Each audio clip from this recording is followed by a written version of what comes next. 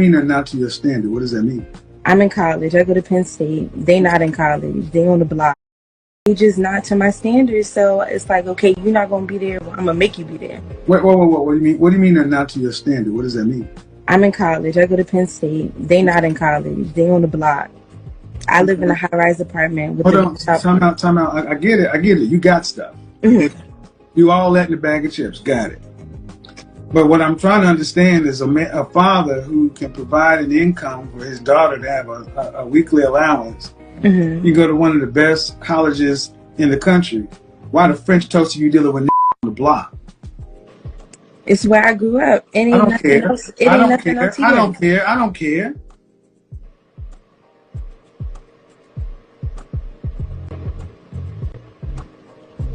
What does that mean? That's where you grew up.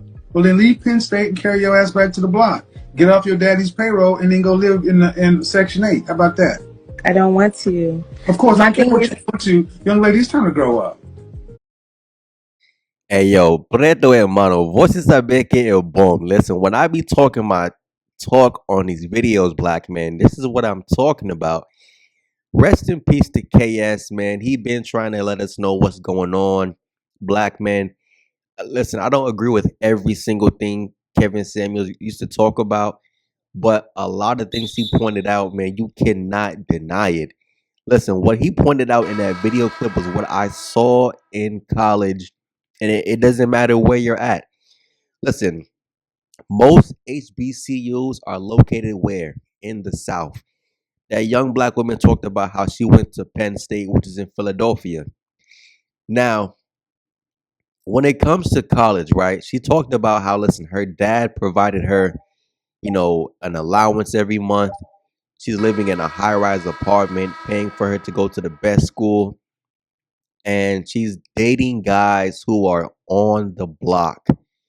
And she claims that she dates those guys because why? That's where she grew up. How?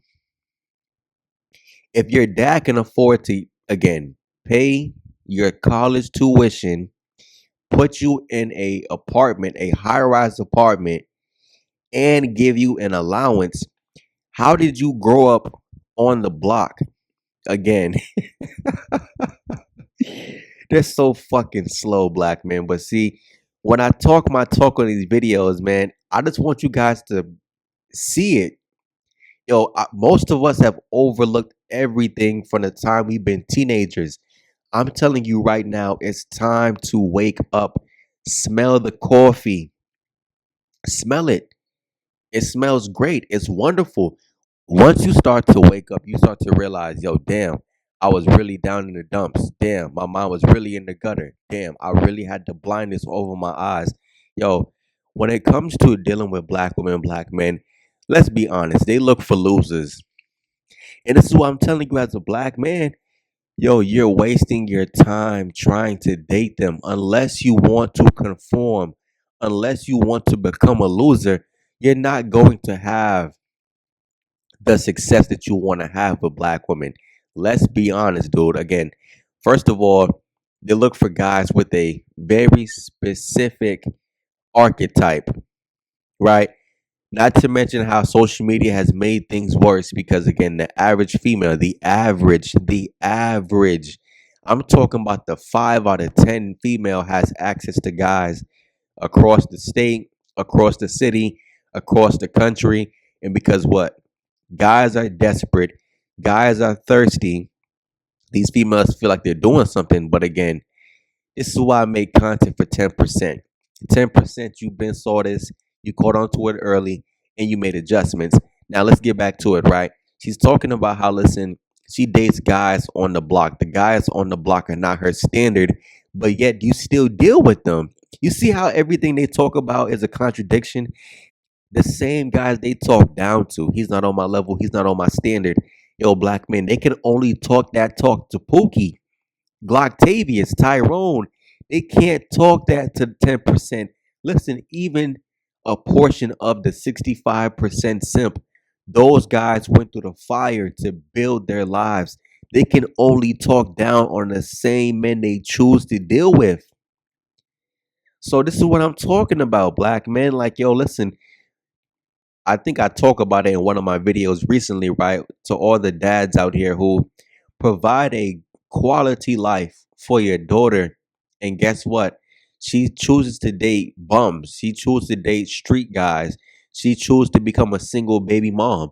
And you all you can do is just, forgive yourself for providing a quality life for an ungrateful child because listen, for them to turn around and slap you in the face by choosing a broke man to deal with, by choosing a Glocktavius to get pregnant by, yo, this is how you repay me.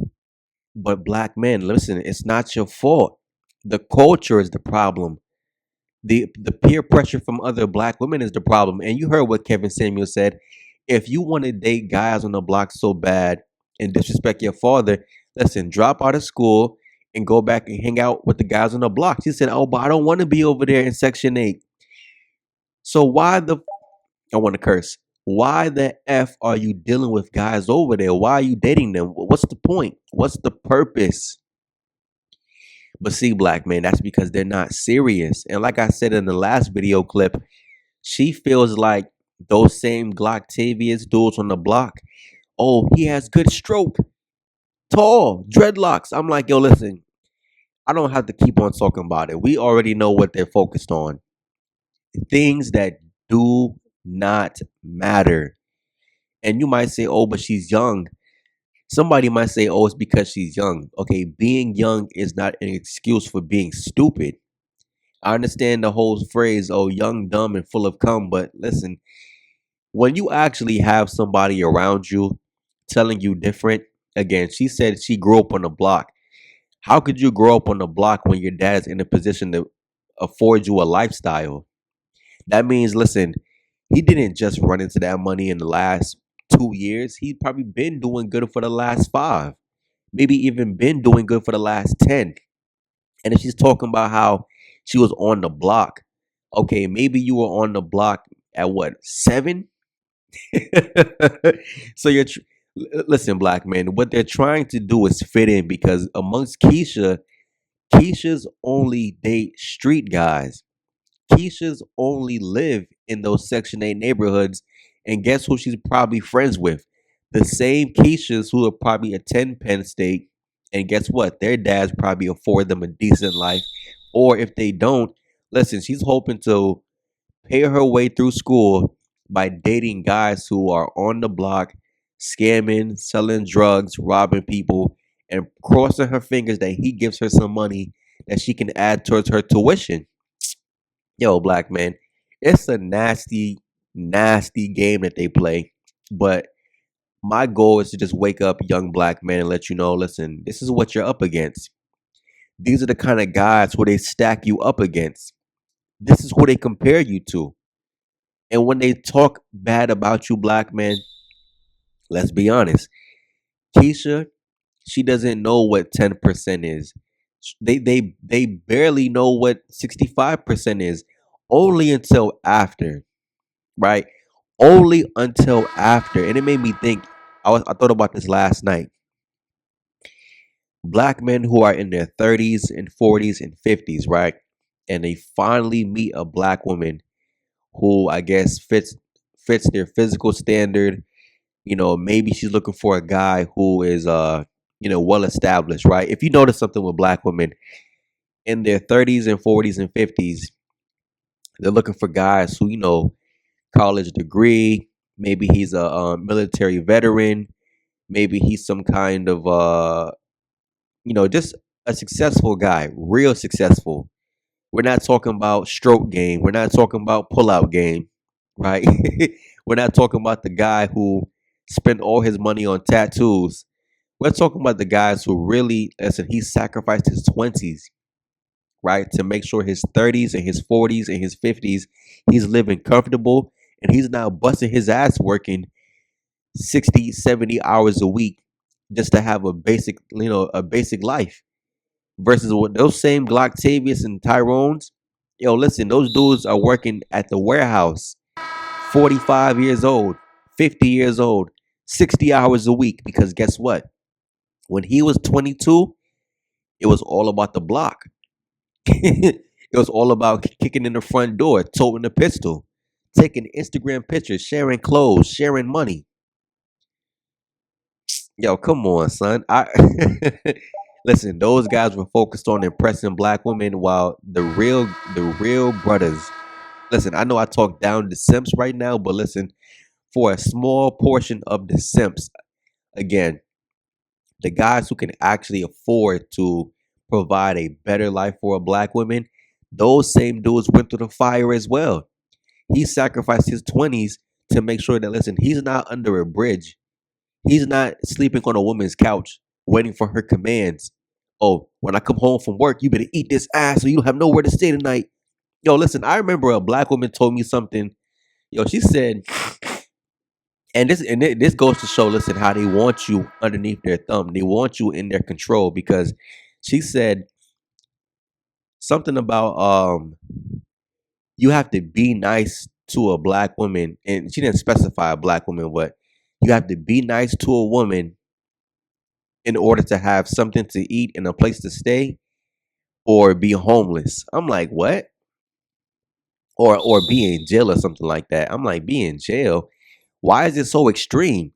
So you have to be nice to a woman that can wake up one day and change her mind.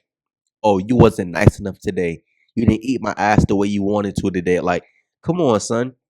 So you have to be nice, be submissive, be a performing servant in order to have a place to stay and a meal to eat, or you got to be in jail. I'm like, yo, listen, black man, that's the ultimatum they have to give you in their mind to make it work. If you are a guy who doesn't need them, listen, you're pretty much relegated towards the bottom. The guys who get the most, I guess, attention from black women are guys that actually need them. Guys who don't need them, listen, they're not focused on giving you too much attention because guess what? Without them, you're good. And hence why those same black men, listen, you go over the fence, you look for non-black women, and you get your passport and you do your thing. Glocktavius, he needs her when he's 21. He needs her when he's 29. He needs her when he's 35 years old. He needs her when he's 42. He needs her when he's 50. Those guys are always dependent on black women. And I talked about something, right? The same black women who are raising the children, the next generation of single baby moms, and the next generation of thug criminal minded men, listen, they're all coming from women that think just like her. Matter of fact, just like the woman from the other video clip as well.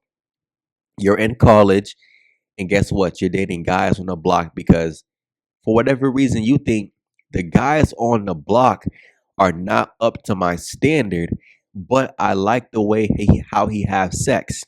So he can put me to sleep with his sex, but he's not on my level, right? Funny how that doesn't make sense. And the other female who said, pretty much, I grade guys, I text back quickly, I call quickly, I'm interested genuinely after I find out how you have sex, after I find out about the stroke game, after I find out about the pullout game. You see, black men, they're the ones who are now focused on reality. As a man, life forces you to think about reality. But when you're concerned with dating black women, guess what? You start to drift off the path of reality. And now you're focused on becoming a loser because guess what? Now all you care about is an image. All you care about is sex. And that's how black women want you. Strong of body, weak of mind. But anyways, black men, I'm out. Peace.